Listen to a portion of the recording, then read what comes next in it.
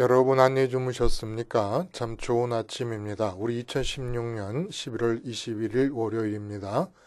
말씀으로 드리는 오늘의 번제 역대상 6장 말씀으로 같이 하겠습니다. 1절부터 무려 81절까지 기록이 되어 있습니다. 우리는 3절까지만 같이 읽겠습니다. 시작. 레이의 아들들은 게르손과 그앗과 무라리요, 그앗의 아들들은 아므람과 이스할과 헤브론과 우시엘이요, 아므람의 자녀는 아론과 모세와 미리암이요, 아론의 자녀는 나답과 아비후와 엘르아살과 이다말이며. 거기까지만 읽습니다.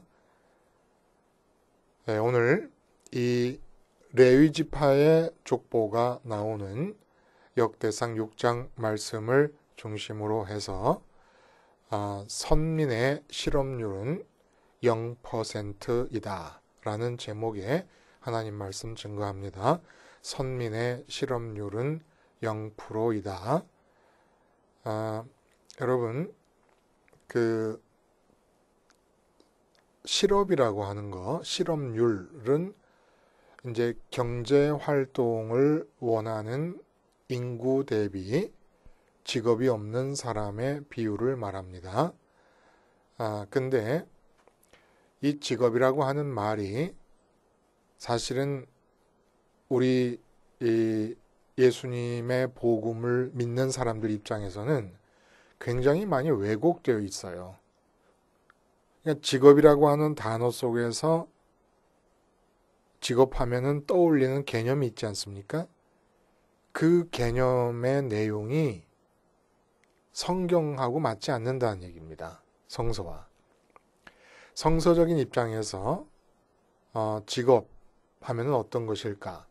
우선 세상 사람들이 말하는 직업은 생계를 유지하기 위해서, 좀 말을 바꿔 말하자면 살아가는 데 필요한 돈을 벌기 위해서 나 자신의 적성이나 능력을 고려해 갖고 일정 기간에 어떤 일에 종사하는 것, 이게 바로 직업입니다.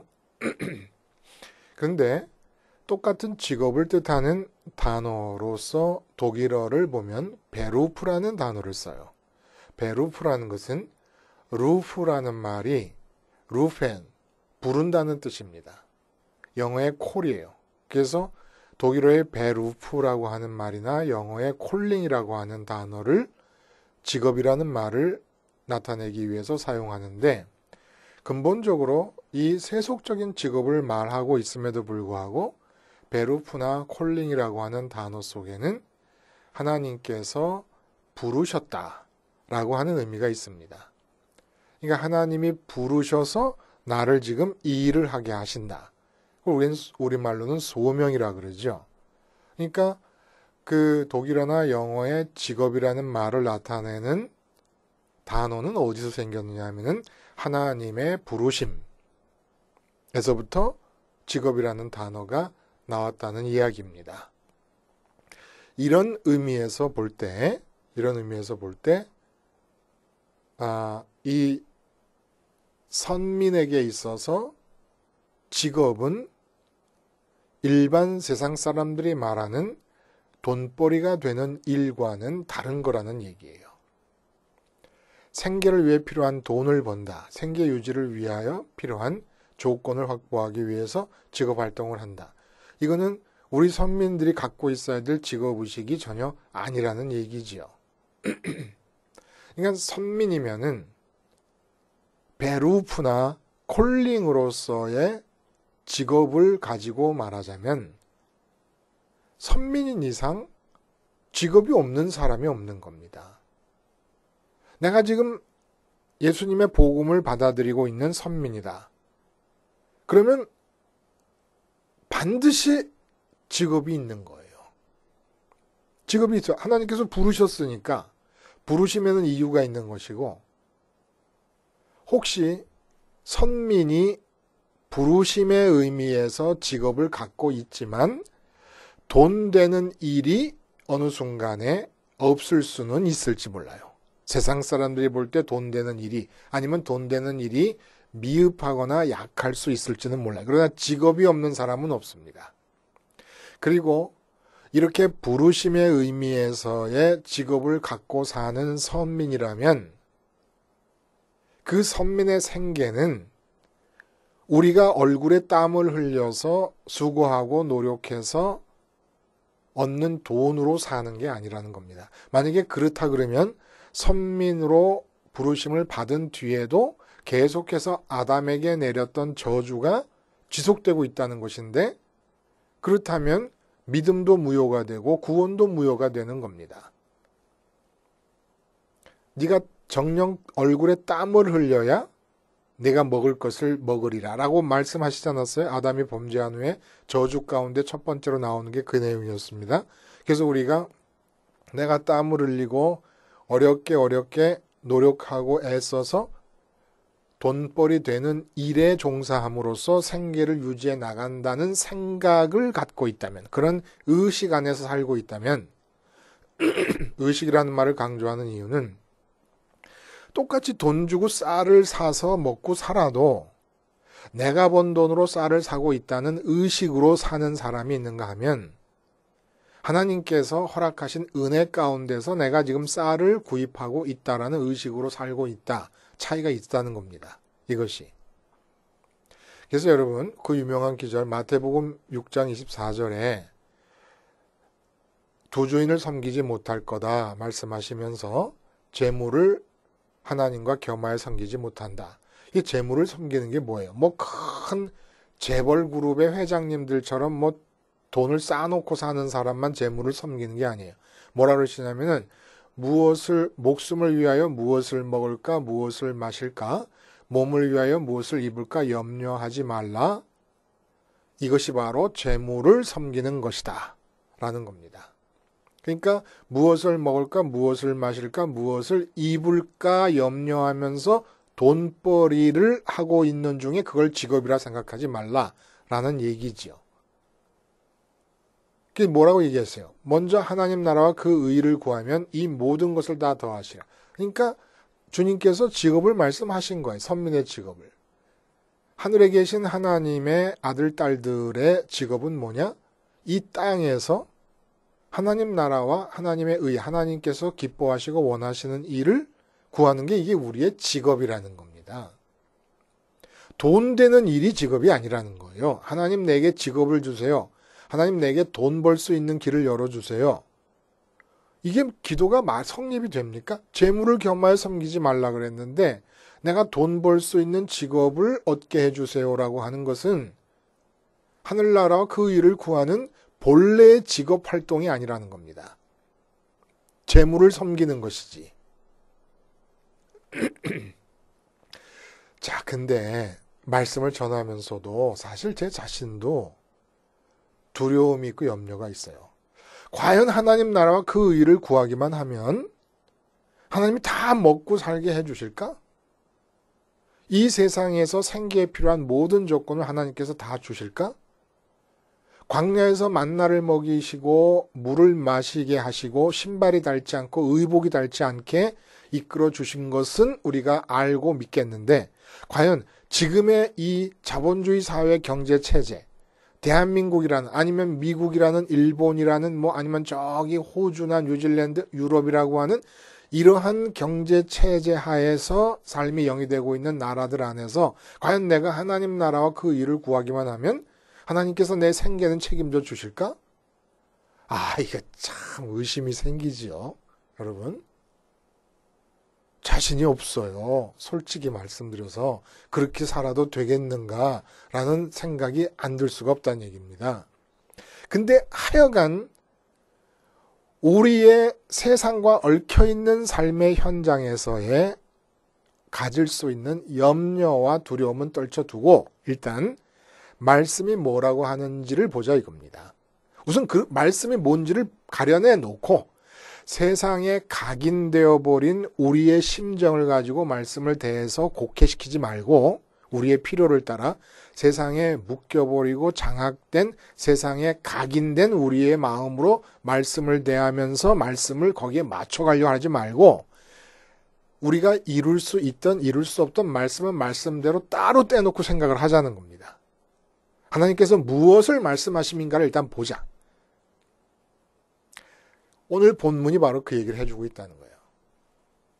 선민이라면 실업률 0%의 삶을 산다. 그리고 선민은 절대로 돈 버는 일 하는 사람들이 아니다. 생계는 하나님의 은총 아래서 진행이 되는 것이다. 이 얘기를 해주신다는 겁니다. 무슨 얘기인데 이 얘기를 해주시는 것이냐? 아시다시피 오늘은 역대기의 앞부분에서 지금 에스라, 저자인 에스라가 족보 이야기를 해나가고 있습니다. 그러다 오늘은 드디어 레위인의 족보를 얘기하는데 무려 1절부터 81절까지 앞에서도 유다 지파가 중심이었을 때 그래 본 적이 없고 그렇게 길게는 해본 적이 없고 뒤에서 베냐민 지파를 굉장히 상세하게 다룹니다만은 그렇게 오늘 본문에서처럼 81절까지 늘어나질 않습니다. 도대체 무슨 얘기를 하려고 하는 것일까? 예? 오늘 본문은 1절부터 15절까지는 레위 자손 중에 아론으로부터 그러니까 출애굽 때죠. 아론으로부터 나라가 망해서 포로로 잡혀갈 때까지 바벨론에 망할 때까지의 대제사장의 직계 후손들이 열거되어 있습니다. 그 다음에 16절에서 30절까지는 레위지파 전체의 대략적인 족보가 나오고 있습니다. 너무 길어서 우리가 같이 읽지는 못하겠고 설명하면 그렇다는 거예요. 그 다음에 31절에서 48절에는 갑자기 다윗과 솔로몬 왕 시절에 통일 왕국 시절에 성전에서 성가대로 봉사한 레위 자손의 계보가 나옵니다. 헤만과 아삽과 에단이라고 하는 세 사람, 헤만 족속이 중앙에서 노래를 부르면 아삽과 에단이 좌우를 차지해서 성전에서 찬양을 했던 성가대로 봉사한 사람들의 명단이 나오는 거예요. 그 다음에 49절에서 53절까지는 다시 한번 앞에서 맨 앞부분에서 1절부터 15절까지 대제사장의 계보가 아론에서부터 포로로 잡혀갈 때까지 대제사장까지 이어져 내려가잖아요. 근데 다시 한번 아론의 자손의 계보가 나오면서 이번에는 아론으로부터 다윗 왕 시대의 대제사장까지만 언급이 됩니다. 그러면서 이때는 앞에서 이름만 나열할 때와는 다르게 그들의 역할에 대한 얘기를 합니다. 번제단의 이야기가 나오고 분향단의 이야기가 나오고 지성소에서 하는 일, 지성소는 1년에 한 번씩 대속죄일에 들어가서 지성소에서 대제사장이 업무를 보지 않았습니까? 피를 뿌리고 법궤 네 귀퉁이에다가 피를 뿌리고 하는 대속죄일의 행사를 했는데 그런 역할이 나와요. 그리고 마지막에는 레위 지파가 머물던 성읍들이 나오는데 이 성읍들은 전국의 나머지 지파들이 살고 있는 그 가운데 속해서 흩어져서 살았다는 이야기를 해주고 있습니다. 그러니까 이게 사실 족보 얘기가 아니죠. 그렇죠? 앞에서도 마찬가지였지만 실제로는 족보에 관심이 있는 게 아니에요. 족보라는 형태를 빌어서 계속해서 복음을 전하고 있습니다. 지금 이 에스라는. 그러면 오늘 본문의 이야기는 도대체 무슨 얘기냐라는 겁니다. 레위인은 여러분 아시다시피 존재의 의미가 어디에 있습니까? 출애굽 때 6월절과 깊은 관계가 있잖아요. 장자들을 다 하나님께서 벌하셨어요. 이건 그들의 죄에 대한 벌을 내리신 겁니다. 근데 이스라엘 사람들의 집에서만은 장자들이 죽지 않았습니다. 어린 양의 피값으로 하나님이 사신 거예요. 하나님 거예요. 모든 집의 장자가. 하나님 거라 그래서 어떻게 그럼 하나님이 가지시겠습니까? 그래서 사방에 흩어져 있는 12지파의 각 가문들, 11지파죠. 레위 지파 빼니까 각 가정들의 장자를 대신해서 레위인들을 가지신 겁니다. 그래서 민수기 1장에 계수를 할 때 보면 남자 20명 이상 군대에 나가 싸움에 임할 수 있는 사람의 수, 그래서 50세 이하까지를 계수를 해서 사람 수를, 인구 수를 조사하는데 레위인들은 빠뜨려요. 군대에 나갈 수도 없고 이 계수 숫자에도 들지도 않습니다. 그리고 땅도 분배받지를 못합니다. 이들은 따로 기업이 없어요.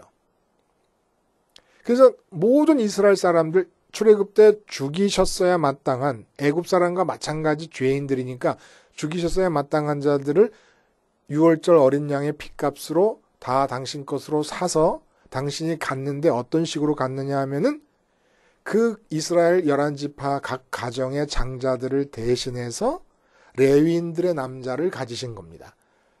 그래서 레위인들의 남자를 가지실 때는 20세 이상 50세 이하를 센 것이 아니라 생후 2개월 된 남자, 1개월 이상 된 남자 수를 다 센 거예요. 그래서 세가지고 22,000명. 이게 레위인의 숫자예요. 1개월 이상 된 남자 숫자. 그리고 이스라엘 전체 집안의 장자가 22,730명. 730명에 해당되는 것은 속전으로 갚고 해가지고 레위인을 성전의 일로 봉사시킨 겁니다. 이들은 생업이 없어요. 직업이 없는 거예요. 요즘식으로 말하면 직업이 없는 거예요. 기업이 없기 때문에. 성전의 일만 하는 겁니다. 이랬던 레위인들의 족보를 가지고 지금 에스라가 하고자 하는 이야기가 뭘까 하는 겁니다. 참, 시간이 아침에 많지 않아 가지고 이제 본질적인 얘기만 말씀을 드릴 수밖에 없겠습니다만은 아담으로부터 시작한 계보가 아브라함으로 축소되고 아브라함과 이삭과 야곱에 이어서 12지파로 확산되어 가던 이 족보가 다시 유다지파로 집중되고 또 유다지파 내에서도 여러 가계가 있는 중에 다윗의 가계로 집중되었습니다. 그 이유는 그리스도 메시아에게까지 도달해야 되기 때문에 그런 의식으로 족보를 기록해 나가다가 3장에 오면 대전환이 일어난다 그랬어요. 이젠 마음이 미래에 오실 그리스도에게로 가버렸습니다. 그리스도에게로 가서 과거를 돌아보면서 족보를 다시 쓰다 보니까 어떤 일이 벌어졌습니까? 유다 지파 내에서 가장 가까운 그 다윗 자손에 가장 가까운 유다 지파와 그 유다 지파와 가장 밀접한 관계였던 시므온 지파의 형편상 다윗에게 집중하느라고 버려졌던 자들이 다윗의 피가 예수의 피로 바뀌면서 무엇을 위해 바뀌었어요? 선민의 기준이 다윗의 피에서 예수의 피로 바뀌면서 다윗에게 집중하느라고 버렸던 모든 사람들이 다 다시금 다윗의 자손으로, 비유적으로 말하면 다윗의 자손으로 영합될 수 있는 길이 열렸다는 거예요. 하나님의 영원한 언약이 주어진 다윗 자손 안으로, 다윗 자손 계보 안으로 들어올 수 있게 됐다는 겁니다. 그게 3장의 내용이에요. 그럼 4장에서는 뭘 얘기합니까? 이 르벤과 이 갓과 므낫세 반지파, 이 요단 동편 사람들에 대한 이야기가 나옵니다. 거기서 얘기된 게 뭐예요?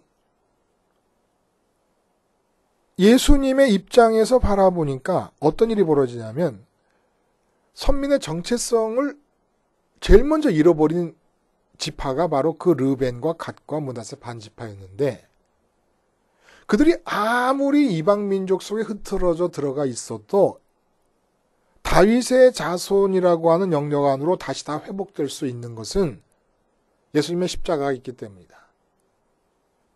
다윗의 피가 아니라 예수님의 피를 마시는 자, 예수님의 살을 먹는 자, 예수님의 몸과 피를 먹고 마시는 자, 이들이 모두가 다 영원한 언약, 다윗의 언약 안으로 포함되는 자들로 발견될 수 있게 되었다는 얘기를 했습니다. 그러니까 아주 극단적으로 말하면 예수님 때를 보면은 창녀들 가운데서도 영원한 언약인 다윗 자손의 영역 안으로 들어오고 나라를 팔아먹은 매국노인 세리들 중에서도 들어오는 겁니다. 어느 계층에, 어느 나라, 어느 민족, 어느 신분에 있든지 간에 십자가를 던졌을 때 그 십자가를 받아들고 예수님의 피와 살, 다시 말해서 예수님의 죽음을 내 죽음으로 먹는 사람들이 다 그 안으로 들어오게 되었다는 거예요. 그럼 오늘 본문이 하려는 얘기는 뭡니까? 레위지파를 통해서 하고 싶어 하는 얘기는 뭐예요? 레위지파를 통해서 하고 싶어 하는 얘기는 이렇습니다. 그러면 그렇게 도달하게 되는 다윗의 자손의 계보가 혈통상 마지막으로 도착하게 되는 예수님, 그 예수님과 대면하고 있는 나와의 관계는 어떤 관계여야 되느냐는 얘기예요. 그것이 바로 레위인의 족보를 통해서 말씀되어지고 있다는 거예요. 레위인이 기업도 없고 전쟁도 안 나가고 평생의 성전에서 종사를 합니다. 대제사장과 레위지파 전체가. 그리고 흩어져 있더라도 그들이 하는 일이 뭡니까? 율법을 가리키고 그리고 백성들에게 재판을 해주고 하는 건데 그 율법의 기본 정신이 뭐예요? 성전의 건축 구조와 구성 속에 다 들어있다는 거예요. 율법의 기본 정신이. 그 성전의 구성과 그리고 성전에서 벌어지는 제사와 상번제의 의미, 이런 것들이 멀리 떨어져 있는 곳에서도 레위인들에 의해서 일반 백성들에게 가르쳐졌다는 거예요. 그러니까 멀리 떨어져 있어도 사실은 성전 봉사를 하는 거예요. 성전의 존재 의미 위에서 율법이 지켜질 수 있고 율법 정신이 설명될 수 있기 때문에.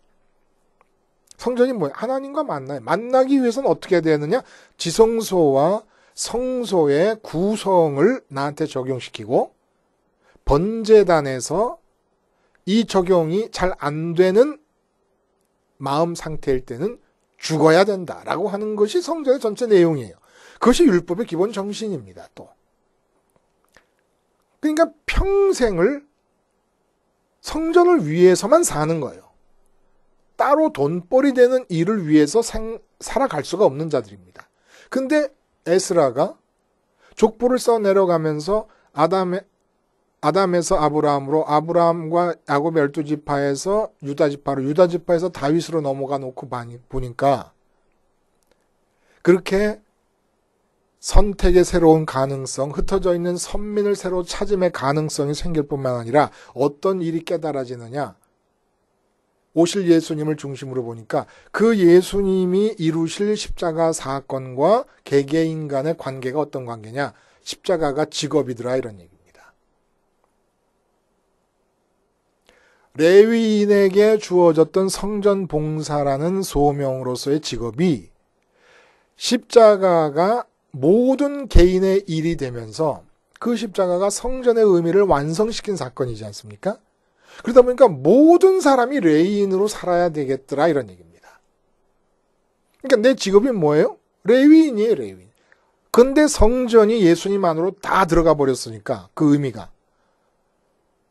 십자가에서 죽으신 예수님에 대한 관계가 내 직업이 되는 거다. 이 얘기를 레위 족보를 통해서 우리에게 해주고 있는 겁니다. 그러니까 마지막에 보면은 이제 족보 얘기, 그 대제사장의 족보가 얘기가 된 뒤에 또다시 그 끝에서 두 번째 단락에서 아론부터 다윗 때까지의 대제사장의 얘기가 나오면서 역할이 나오잖아요. 지성소에서, 그리고 성소에서, 그리고 번제단에서 하는 일들. 여기서 하는 모든 일들이 다 십자가에 대한 우리의 태도를 정하는 거예요. 지성소에서 뭐 합니까? 내 마음의 지성소. 지성소가 뭐예요? 궁극적으로 기쁨과 만족을 줄 수 있을 거라고 믿어지는 대상이 들어오는 자리. 그 자리에 속죄소가 있어요. 그러니까 죄가 발생하는 자리가 거기라는 거죠. 그 죄가 뭐예요? 하나님 말고 궁극적으로 기쁨과 만족을 줄 수 있을 거라고 믿어지는 다른 대상이 들어와 있는 게 죄라는 겁니다. 그럼 번제단에서 죽어야 된다는 거예요. 십자가에서 일어나는 일이 그대로 다 벌어지는 거죠. 그리고 지성소 바깥에 있는 성소에서 뭐가 있어요? 마음의 궁극적으로 기쁨과 만족을 주는 대상이 하나님이라고 했으면 우리가 이름을 붙잡는 거잖아요. 그러면 이름이 가리키는 실제 하나님을 추구해서 그 분향단의 기도예요. 그 다음에 그 성소에 있는 분향단이 뜻하는 기도, 추구, 그 다음에 떡상이 뜻하는 게 뭐야? 그 하나님으로 배부른다는 거예요. 그렇게 되면 등대가 뜻하는 바가 뭡니까? 하나님으로 배부를 때 이 세상에 살 때 모든 상황에서 바른 판단이 하나님으로부터 주어진다는 거예요. 밝음. 그러니까 십자가를 대면하고 있는 모든 사람에게는 레위인이 성전 봉사가 평생의 직업이었듯이 십자가가 직업이요, 십자가 생활화가 직업이라는 얘기입니다. 그러면 그 다음에 레위인이 전 지파들 틈 사이에서 성읍 48개인가요? 그 성읍을 얻어갖고 살고 있었다는 얘기는 뭘 뜻하려고 하는 겁니까? 우리가 그동안 직업이라고 생각했던 일, 예를 들어 모 기업의 부장으로 내가 일하고 있다라고 하면은 그 부장으로 일하면서 돈벌이 되는 일에 종사하는 이것이 직업이 아니라는 얘기입니다. 내 직업은 48개 성읍의 레위인들이 흩어져 살았던 것처럼 모 기업의 부장 자리로 파견 나가서 그곳에서 십자가를 직업으로 사는 사람이라는 거예요.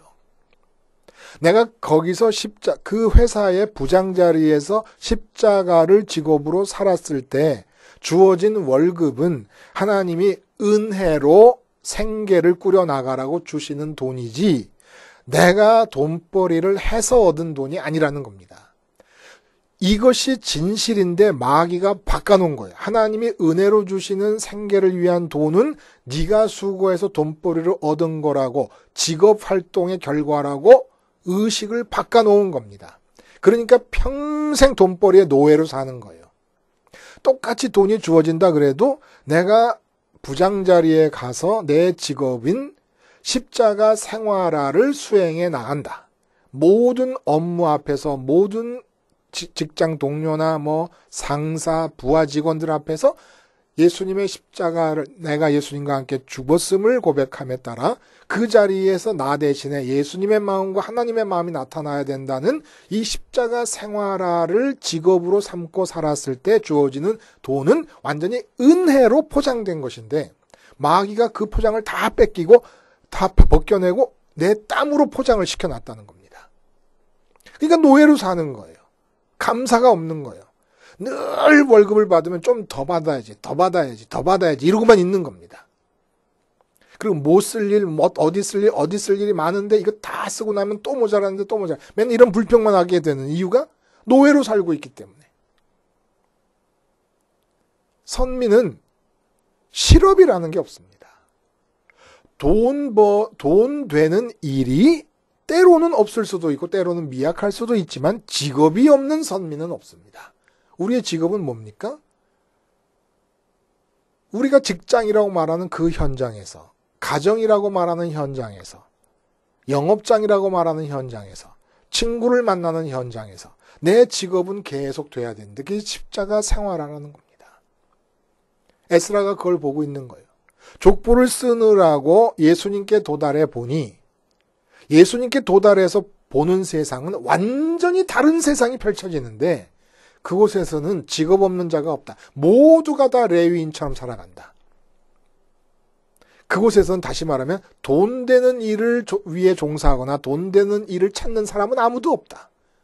오직 소명으로서의 직업인 십자가 생활화에만 전념하는 자들이 바로 선민들이고 모든 자가 레위인이요 제사장 역할을 하는 것이다. 왜냐하면 대속죄일을 주도하는 자가 대제사장이었는데 내 속죄를 주님의 십자가를 붙잡고 내가 스스로 해나갈 수 있으니까.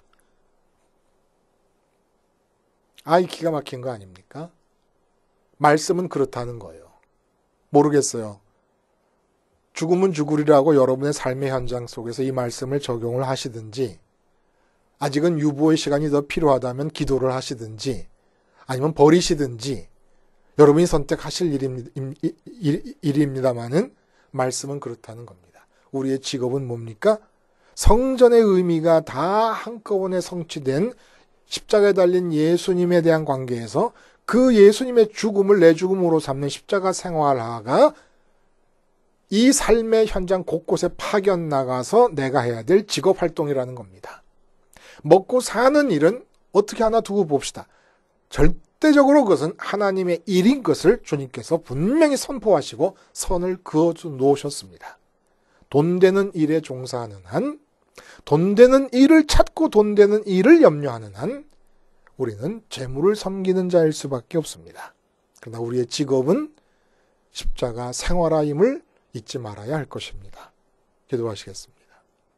하나님 아버지, 허락하신 직업에 충실함으로써 가는 곳마다 아버지께서 원하시는 소원과 뜻이 성취되며 그럼에 따라 아버지께서 내 생계를 책임지시는 복지의 삶을 살게 해 주시옵소서. 예수님의 이름으로 기도하옵나이다. 아멘.